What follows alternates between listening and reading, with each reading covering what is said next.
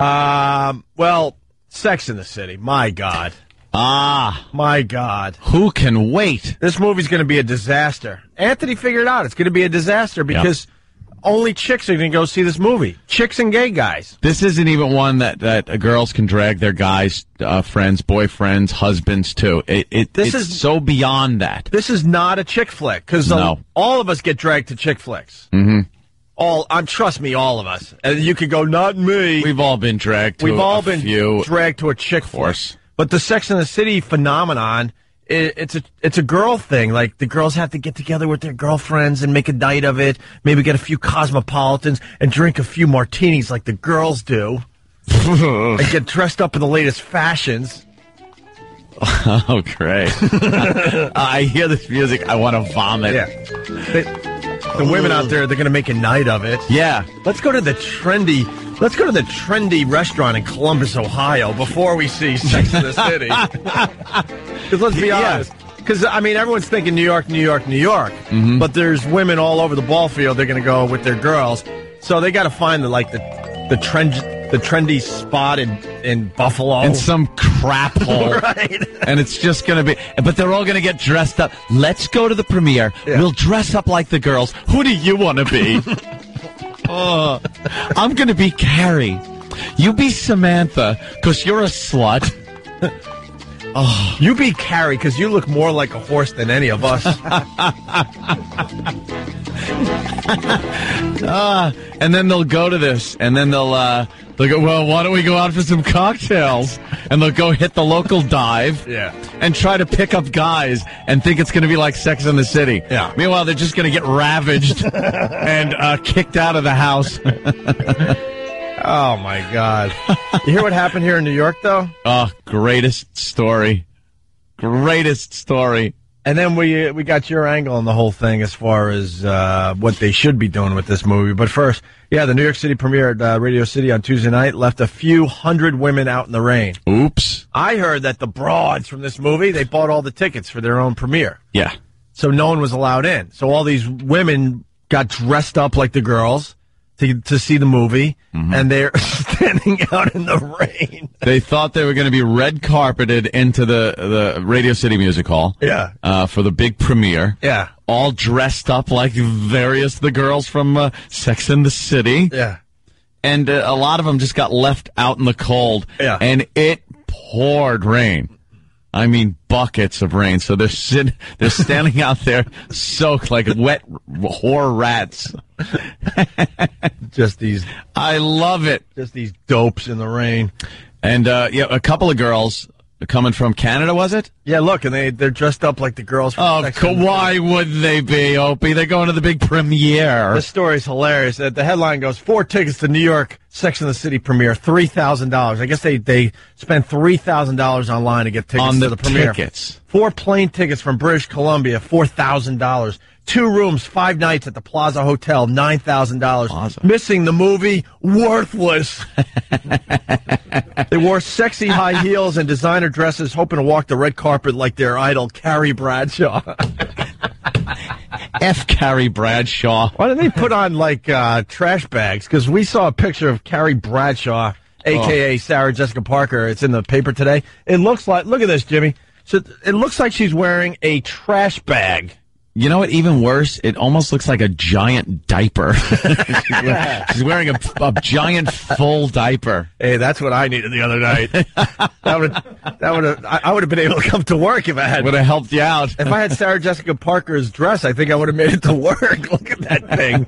It's a visual, but we'll put the picture horrid. up on onaradio.com. But she's wearing a trash bag, and it's all bunched up around the butt area and the front area. It really, really is awful. Anyway, so these girls, they thought they were going to walk the red carpet like Carrie Bradshaw. Instead, Jen Ferguson and her pal Devon Cross had to lean on umbrellas to ease the pain in their feet and cower for cover when the heavens opened. You dummies. Oh, and the fantasies they must have had, the conversations on the phone. Yeah. This is going to be so great. We're going to New York for the Sex and the City premiere. We're going to dress like the girls. Mm-hmm. We got our tickets, right? We got the plane tickets. Everything's set. Oh, this is going to be so good. We're going to walk the carpet. Oh, God, imagine if we get to meet the girls. And then the after party, we get invited because we kind of look real hot like them. And we could walk down the street holding hands with them. Oh, it's going to be great. Cue the next scene. Lightning, and they're drenched crying that they couldn't get in. With some homeless guy hitting them over the head with a piece of cobblestone. Dragging them off into an alley to be raped. Dragging them uptown into a empty brownstone. Yeah. For what was known as hours of terror and sexual assault. For the sex part of Sex and the City. Yeah. Here's the city. Now here's the sex. The city, well, that's the abandoned brownstone, and the sex, wow. Well, you're probably not going to like this. I just happened to call a few of my buddies. Your evening will be memorable, though. Take a team of psychiatrists to get rid of it. The young women who arrived in New York on Sunday as a gift from Ferguson's parents planned on spending 5 days in the city to make Carrie and her 3 girlfriends proud. So I guess they were going to hit all the Sex and the City spots. They checked into the Plaza Hotel, went shopping on Fifth Avenue, and dressed in designer frocks and heels for their big night at the premiere. I'm totally not a dress girl, but I've really tried to harness my inner Carrie Bradshaw and put dresses on every day, said Cross. Her inner Carrie Bradshaw would just slap on a feed bag and some shoes, some metal shoes. Bravo! So they were left out in the rain, and they're not too happy about it. So there's a picture of them in front of the plaza with what's the look they got? A scowl. Yeah, they're scowling, and they're holding up their Sex and the City ticket that they weren't able to use. Well, they could take that home with them. Yeah. Good. And today's Daily News story, it's just terrific. They got a feature with photos of Carrie's killer heels. Ooh. Well, yeah. With those talon feet she's got? Yeah. Those eagle feet? Yeah. Eesh. I'm waiting for an email from my girl because she went and saw the movie yesterday. Did she? She was one of the lucky ones to go and see it, and she was hilarious when she got home. She goes, "Don't worry, I'll send you an email so you could kind of just ruin the movie for everyone." Oh, spoilers? But I guess Charlotte in the movie dies. No, she gets explosive. Where it sounds like she's powerlifting. Great. As she's wearing her clothes, by the way. Oh, they're doing the same story we're doing. Yeah? Oh, no. That's sorry. Big Brown. That's Big Brown. Big Brown has a crack in its heel. Yeah. And so does Carrie Bradshaw. Well, Wah, wah, wah. Well, did she marry Mr. Big, the broad? I don't know. I'm going to find out. Yeah, I got to find all this out. Yeah, my girl's too lazy to give me the fine email that would help the show today. I hope something bad happens to Mr. Big. Yeah. Oh. It gets bent. Yeah, like in a door-slamming frenzy. All of a sudden, she looks, and there's like what appears to be a mushroom cap poking through the door where she closed it. By the way, Anthony has the solution because they didn't think ahead with this movie. It's not going to do. It's going to do okay at the box office, but it's not going to do great numbers because you're not going to get guys to go to this movie whatsoever. Yeah, you're cutting half the population. Because like we said to start this break, this is a movie for women to get together and go together. They don't want their guys to go. They're not going to be dragging us to this movie, thank God. Beyond chick flick. Right, but Anthony's got a solution to that. Yeah, they should end the movie with some horrific murders and accidents where they all get killed in like Sam Peckinpah graphically horrific ways. See, where they get killed because then the women would be horrified, but they'd already paid their money to see it. Right.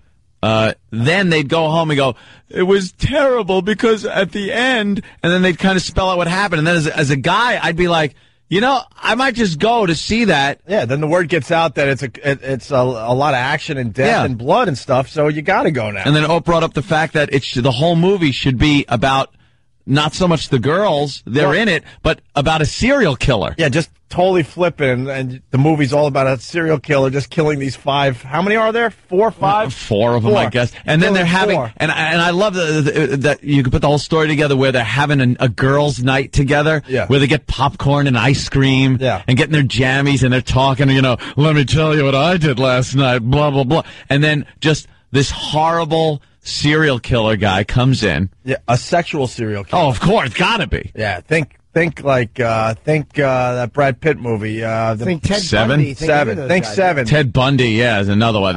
Think Seven. Think horrible. Carrie Bradshaw's Richard head. Speck. Think something like that. No, I'm thinking Seven. Carrie Bradshaw's head in a box. No, up on the shelf. Or in the bed of the Hollywood window. Director for like Johnny the Park. That's why Hollywood. Johnny Fontaine doesn't get that picture. That's why Hollywood just sucks, because they would never do something like that. But what a twist! They would get everybody talking, because everyone's thinking, they're just doing a movie of the series. Who gives a crap? But if they flipped it like that, it would be all the buzz. It's funny that you just said that's why Hollywood sucks, because they won't let the Sex and the City girls be raped and stabbed at the end of the movie. Exactly. You're right, Hollywood sucks. That's such a weird example. How could they not allow them to be bludgeoned to death? In a way, you understand what I'm saying. Completely. Okay. And just not even the least bit funny, like kind of there's a criminal in the apartment. What'll the girls do? I want horror.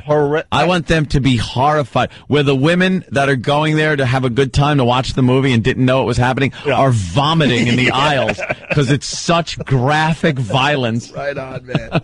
Right on. But you'd go see it. But the point I'm making is Hollywood can't think out of the box. Yeah. So it's going to be the same crap that was the series on HBO with no real major twist. And the broad's a little older. But if you really want to disappoint people, and I mean really hurt them, a serial killer is almost a plot line that could be interesting. I like the idea of she's about to marry Mr. Big. Yeah. All 4 of them are in the SUV on the way to the church, and a dump truck just barrels through a red light and kills them all. Like, that all of a sudden, they're on their way to this music, and you hear, dead. Just not even a storyline that could be interesting. Just kill them so the women cry. And all of a sudden, the next thing you see is, like, police tape around, and they're like 4 bodies in the street with white sheets over them, and the credits start rolling.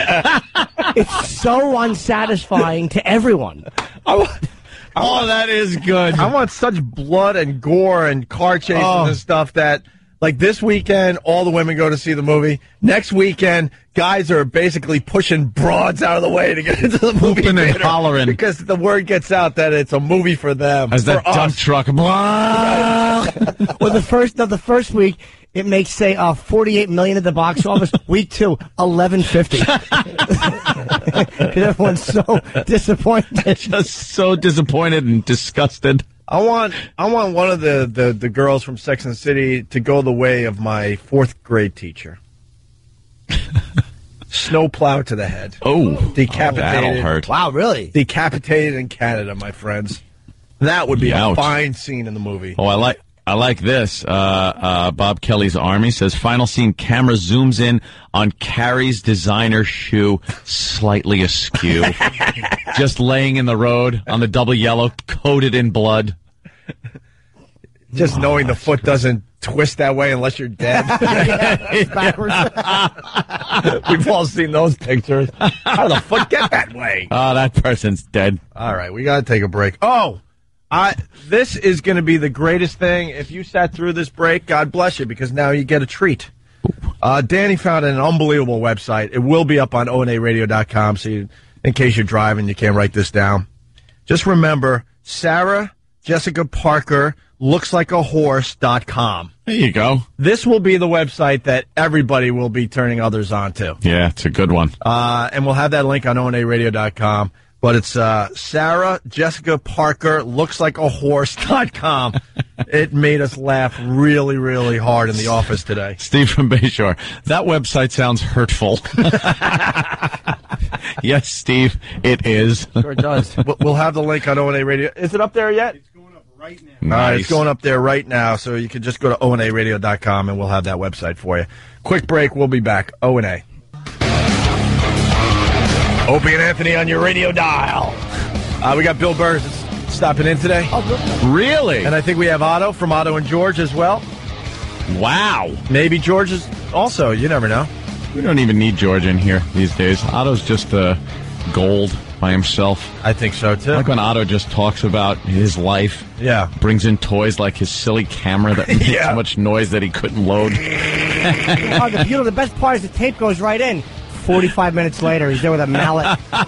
Tape did not go right in. Yeah, was that classic? And what did he say at his barbecue again? One of my favorite lines ever is like, because he has a little patio. He has a really nice place down in Kingsburg with his girlfriend. And they have a nice deck. And he has the fattest friends in the country. And they're all on the deck. And he said, there's so many fatties on this deck. I have a vision of just leaning out and handing one of them a radish.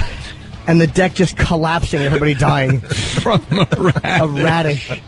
Had me laughing yesterday. Absolutely. I took it upon myself during the break. I'm so into Sex in the City now. I had a couple of alternate plot lines. Oh, Jimmy, are you actually writing? Yes. All right. We're becoming big boys. I know. We're actually writing for our radio show. They're very, very brief. All right. And again, I'm a novice at this. Okay. Scenario one is all four become police officers. Oh. They're indicted at the end of the film for beating a man of color with their batons. That would be interesting. I would go to see that as a guy. Yes. Number two is, without explanation, the film opens on a rocket ship taking off, and you realize all four of them have become astronauts. The shuttle explodes 3 minutes into the film. The last hour and 57 minutes of the movie is about the investigation into the shoddy O-ring on the shuttle. Oh, perfect. And my third one is that the wedding bells are ringing. Oh. And Carrie is left standing at the altar. Oh, boy. Oh, no. When 20 minutes before the wedding, Mr. Big is arrested on the business end of a glory hole.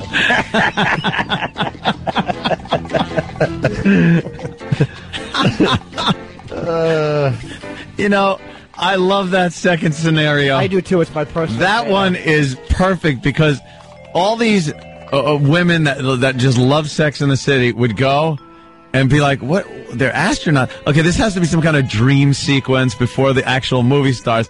And then they die 3 minutes into it on a tragic explosion of the shuttle.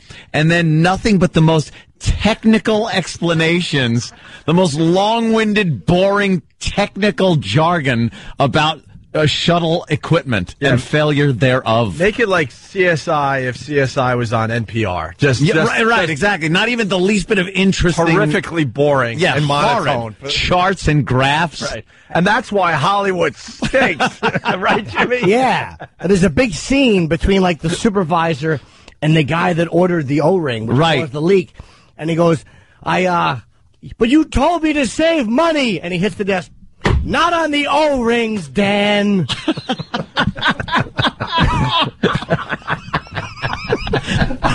Oh, am I there? Oh, hell I am with you on that one. Hell yeah. And just puzzled women sitting there watching going, when does the movie start? They would start shifting nervously in their seats, probably like 5-6 minutes into it. Right. The girls have been dead for 3 minutes. And it's all just like NASA talk. And they'd be like, all right, this is not a dream. What is happening? Yeah.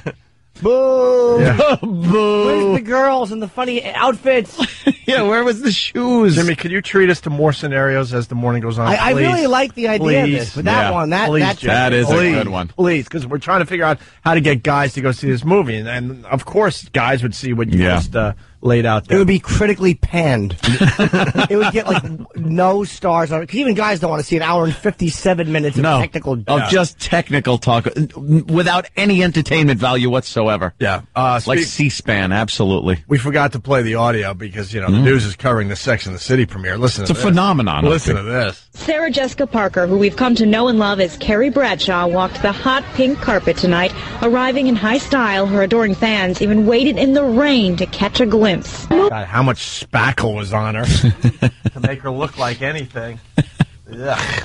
Rain to catch a glimpse. Moving moving and touching and lovely, and the threatening skies, and they were formidable and stuck it out, and they've been a dream. The fabulous foursome of Carrie, Samantha, Charlotte, and Miranda premiered on the hold big on a screen second. tonight. It's the first time the red carpet was dubbed a muddy track. She runs good in the mud. Give me her across the board. Stephen S. from Bayshore. Oh, great. Each theater is going to be a clump fest. Clump. I was saying clump. The clump. I've been saying clump for the last 2 days. Linger longer. Nick C. from Pittsburgh. Sarah Jessica Parker looks more like Terry Bradshaw than Carrie Bradshaw. Ooh. Nice. That'll hurt. Of Carrie, Samantha, Charlotte, and Miranda premiered on the big screen tonight. This movie has been highly anticipated. The cast even shot fake scenes because the plot kept getting leaked. We got a little paranoid, but then we couldn't keep it up because we didn't have time in the day. What? I don't know. And it's so important that the plot don't get leaked. Ooh. Oh, wow. What'll happen? I don't know. If it's one of Jimmy's movies, of course you wouldn't want the plot to get leaked. It's gonna be That's fantastic. It's going to be the same old crap. By the way, the movie's getting bad reviews so far. Is it? Yeah, one reviewer said it just looks like a very special episode of the series. Yeah. Like, it doesn't feel like a movie. It just feels like one long, like, TV movie. What does Rotten Tomatoes give it? 65? 65? Ah, they're not brave. And then that'd be good if one of them dropped a Rotten Tomato out on the floor. That's a big disappointment. After the old kerplunk, you hear like a collective sigh from the woman in the audience. Oh. And then this. Loyal fans lined the street outside Radio City Music Hall. Some even flew to New York just for the premiere. This woman explains why she loves Sex and the City. I thought the writing, I thought it was hilarious. I thought that it was very innovative. Just the clothes, everything about it I loved. With their candid talk about love, life, and of course sex, these characters became pop culture icons. Carrie provides us insight, real insight into what we think and what we love. What? Oh, shut up. Oh, do you hate talk like that? Do you hate broads? She gives us insight. Look, I love women, but I hate broads. Broads are going to see this. Broads. An insight into what?